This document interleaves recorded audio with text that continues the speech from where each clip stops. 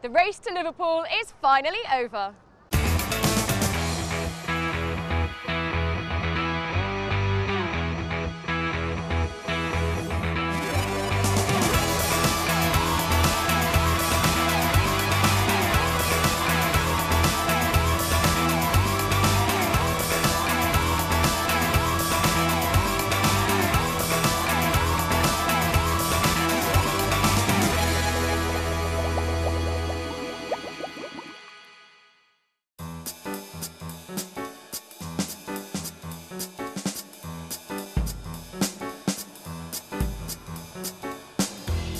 Welcome to Liverpool for the grand final of the 2011 P1 Superstock Championship. After 4 rounds of fierce and sometimes too close racing, the P1 150 and the all-new P1 250 titles are both still up for grabs. Well, the race to Liverpool began in Jersey, and here's Richard to tell us how it all unfolded. It started in Jersey with a bang.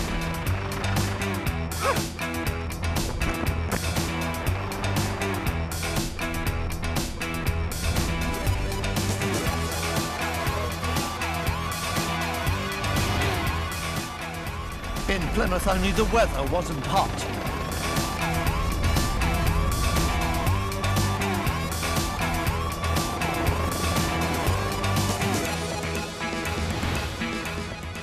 In Hull, everything was close. Sorry, oh, fight it.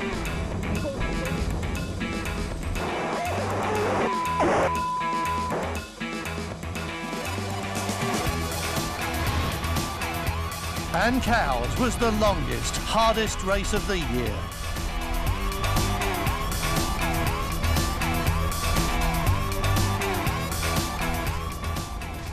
So after the rough seas of the Isle of Wight, we now have the confused waters of the River Mersey here in Liverpool. And what a great venue to host the grand finale.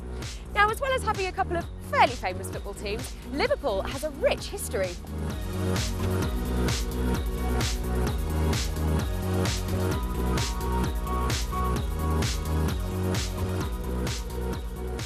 Once known as the second city of the empire and recently celebrating its 800th anniversary, Liverpool has a worldwide reputation for its maritime history and architectural splendour. Its port became the gateway to the world, and its waterfront is now a World Heritage Site. Theatre, literature and, of course, well, music have all added to its cultural heart. But it's the maritime tradition that puts this city well and truly on the map. They tried to make me sail to rehab, but I said, row, row, row.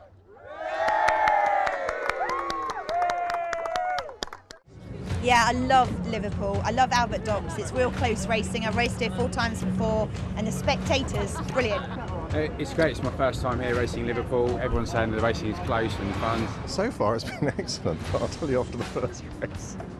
Liverpool's great, fantastic. The people here are fantastic, they're really friendly. It's a really challenging course out there, nice and close to the spectators, so good show for everybody.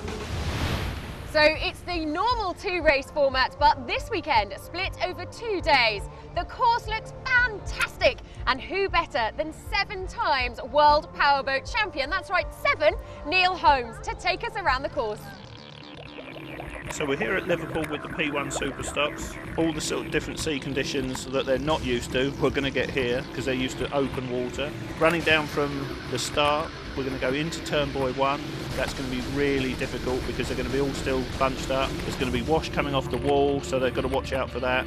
Whoever's got the inside line is going to have pole position for that, so that's going to be really, really important for him to get round first. When they turn buoy 1 into turn buoy 2, you've got a change of sea condition. First thing they're going to worry about is the boat's going to jump up in the air and go all over the place, so that's going to be tricky. After turn buoy 2, you need a decent line into the next turn buoy, and it's a long straight. With the waves coming at you, that's going to send the bows of the boat up, so they've got to adjust the trim accordingly. Get to turn buoy 3, need a nice sweep round turn buoy 3, not run too fast because you're going to run into a different sea condition, you're going to have beam on. When you come to turn buoy 4, if you run too wide, you've got wall coming up towards you, and it's tighter, it's a sharper than 90. After that, you're going to run into the chicane and then straight onto one again. Team Purple can be caught in these last two races, but the form book says they'll win the title today. Yeah, I think we can, and we're going to go for it today. There's no point messing around, so we're just going to go for it today, and tomorrow's a reserve. And there's a battle to be fought here as well, but once again we have an odds-on favourite. Well, we've had a good year so far, so yeah, we're going to give it a damn good go out there, and absolutely, we've got to make it happen.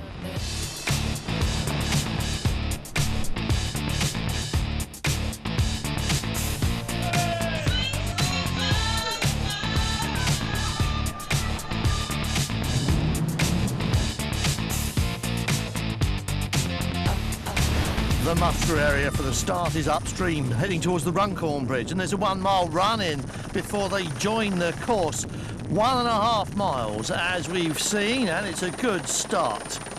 The Panthers are away fastest, of course. Edox nearest the camera, Peters and May behind, with Helvetia Wealth in between, and Pertemps away in the lead over on the far side. 21 right in front of us now, Ian Busby and Gary Payne in the Spirit of Liverpool.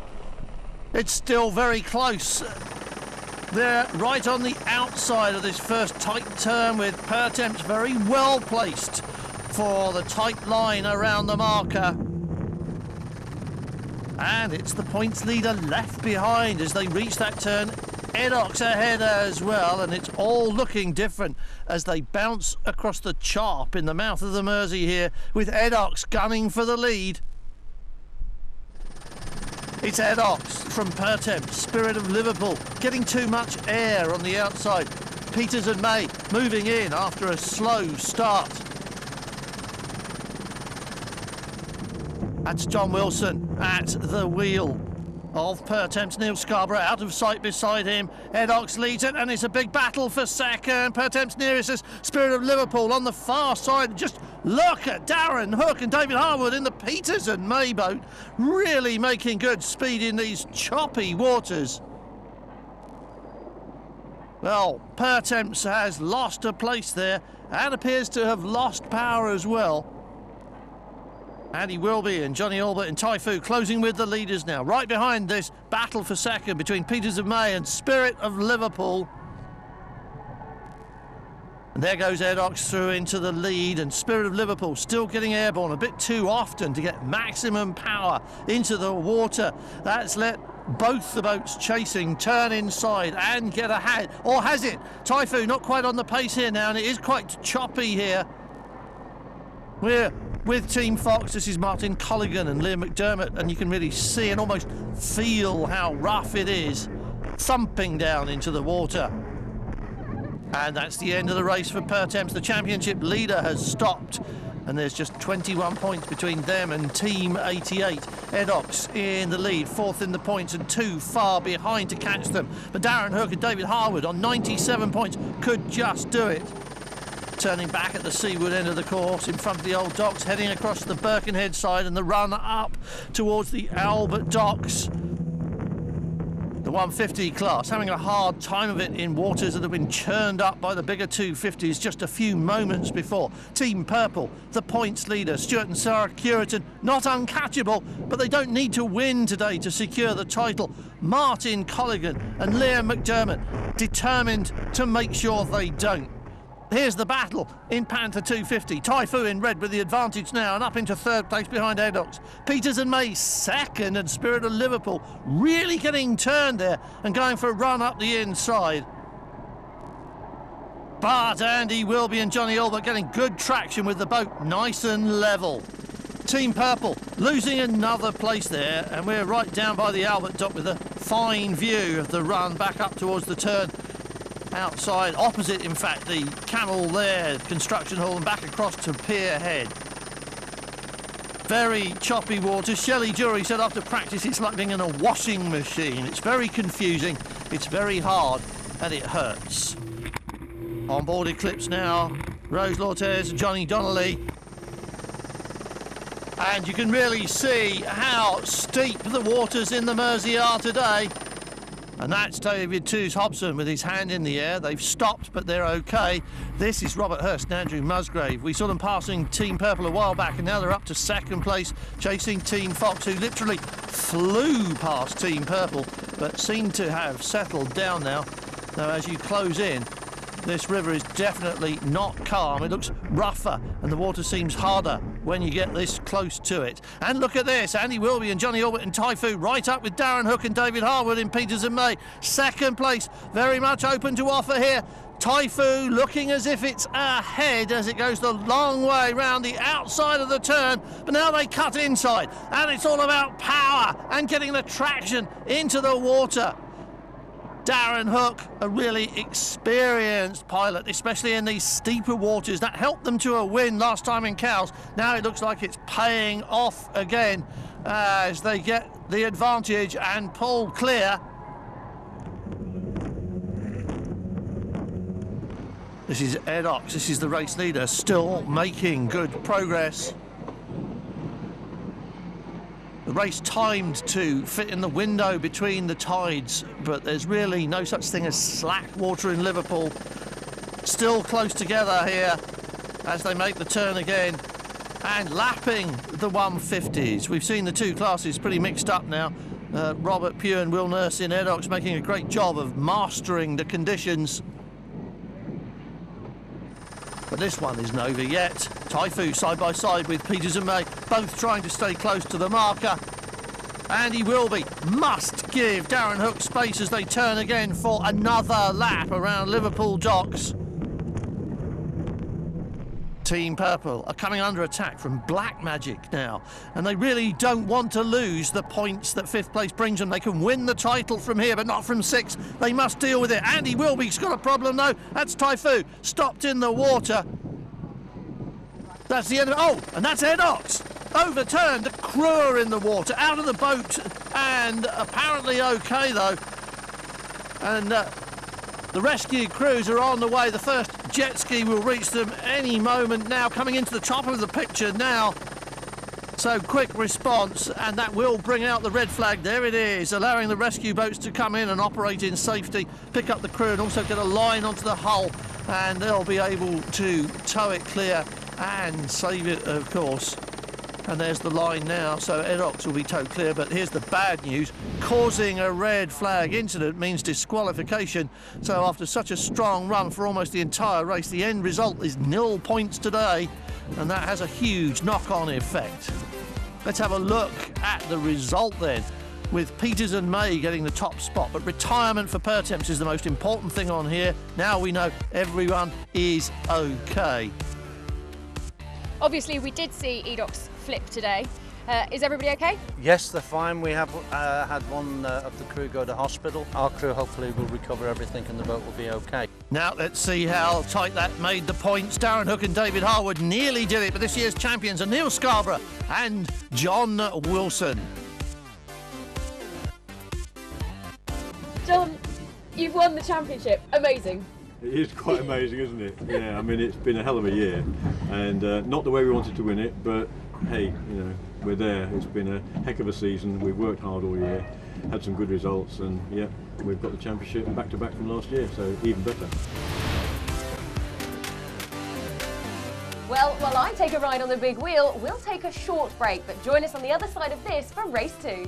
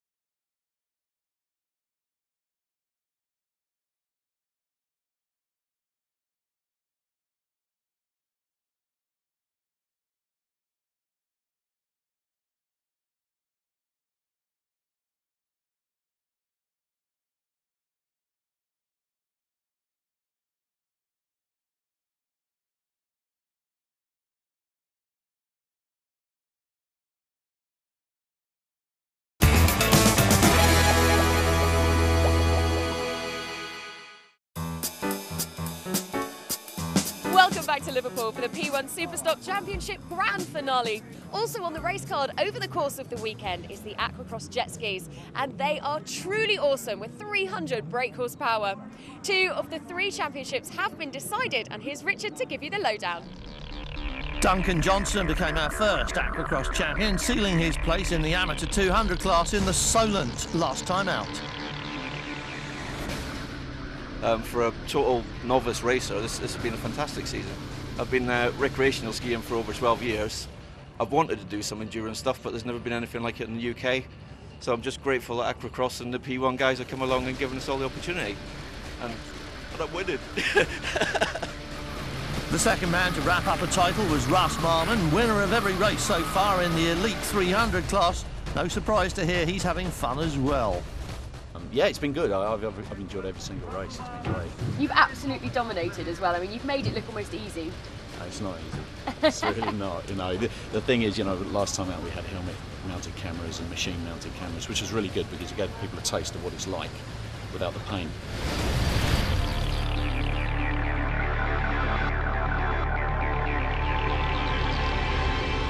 And so it's time for the final race of the year, and it was race 1 winner Richard Cable who took the early lead.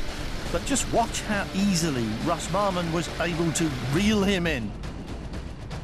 Pulling ahead though was a much taller order, and it took a while before the champion was able to make the break once he caught up.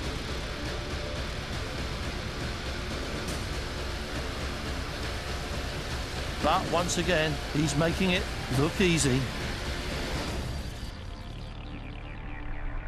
Dave Huddlestone was the leader in the amateur 300 class, trailing Paul Attiwell by just 1 point after winning the first race to ensure this title would be settled in the last race of the year. That was him in blue, number 70 with 66 is the points leader, Paul Attiwell going by. Russ Marmon continued what seemed to be another perfect run to maintain his not-so-perfect score, but there was drama and upset in the amateur 300 as Paul Attiwell took a spill after a touch with his title rival, who stayed upright, came back to make sure Attiwell was OK, and rescue crews were on the scene almost at once. Attiwell was unharmed and carried on, but his confidence was whole, and so was his ski. Huddleston stopped to help another rider who was also unharmed. Russ Marmon took another win, but it was Huddleston's amateur win that gave him the last title of the season. These are the points at the end of a hard-fought but very successful inaugural season for the Aquacross. Expect bigger and better from them next year. It's time for the final race of the season. Richard, it's over to you. And it's the P150 class that takes us through the final laps of what has been a very exciting season. As you look at a map of the course, remember that this layout will decide the outcome of the final battles of the year. Mustering for the start of the last race of the year, and what a finale. Team Purple can't be caught at the top of the table after finishing 5th yesterday, but Eclipse and Team Fox are dead level in 2nd spot, and Red and Black Magic are a point apart in the battle for 5th place, so there's plenty to be decided, and this is Team Fox getting left behind at the start. Team Purple going away on the left, and that may defuse the battle for 2nd place slightly, but that's Flying Sparks going into the lead on the right of the picture, and once again you can see how steep the water is here. This is going to be another tough one. Flying Sparks, the leader here as they come towards the first turn. This is the view from the cockpit, and it's a grey, murky day in Liverpool with hurricane-force winds battering the northwest of Scotland just a few miles from here. It's Team Purple in 2nd place. Stuart and Sarah Curitan no longer playing it safe as they did yesterday.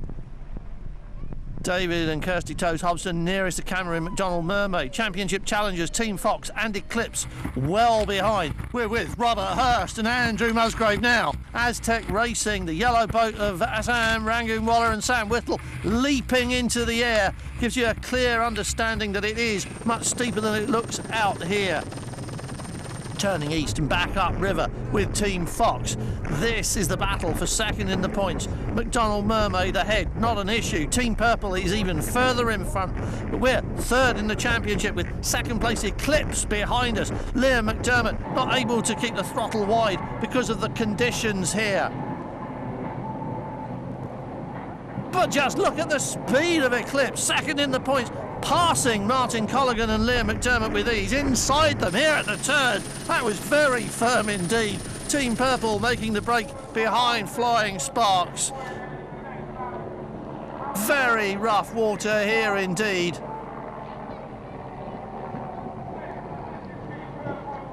And David Tooth Hobston fighting back hard against Eclipse. He's not in the title battle, but he can catch red in the points and gain a place on the championship ladder. Flying Sparks leads from Team Purple as they reach the turn, and again you can see what Shelley meant about the washing machine effect. The boat bouncing every which way in the turn, and even here there's no rhythm to it at all. Very hard conditions indeed. Oh, and it's flipped, Flying Sparks.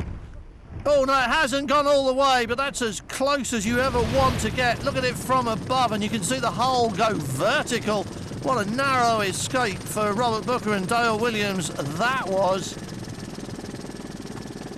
And here's the silver lining, in this case Team Purple, now on for maximum points to wrap up their championship season, as long as Eclipse and Team Fox stay behind them. And as we've seen, that's easier said than done. And of course it's no longer necessary, but all racers like to end their season with a win, and it looks as if this husband and wife pairing are about to do that. And that's a problem for Robert Hurst and Andrew Musgrave in red. They're fine, but the boat has stopped. And here's one half of the battle for second in the title race. This is Team Fox, and that's Aztec Racing in yellow, closing in. Eclipse looking well set for second in the points table. They missed a marker yesterday and they were penalised by a minute in the result, so they'll be taking no chances here today with that. And here's the crew that took no chances yesterday to wrap up the title.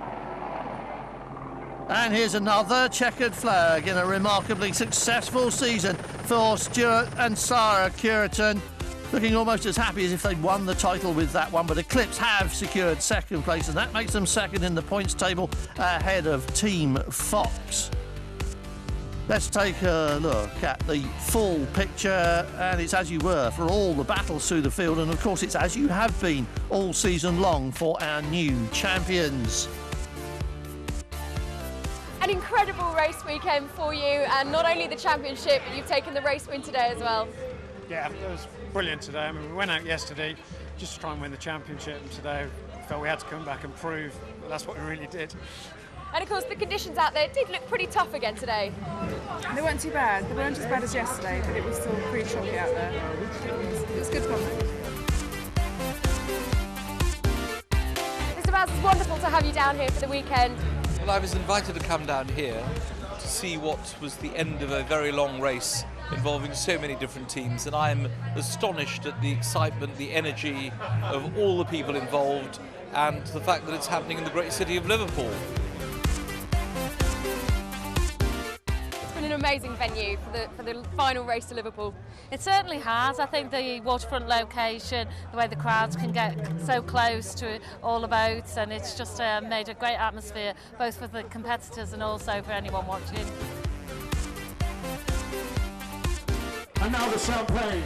Well, that's it from us here in Liverpool. What a fantastic season it's been, and what a fantastic weekend. Finishing off, of course, in this beautiful city. Liverpool have been great hosts. We'll see you next time.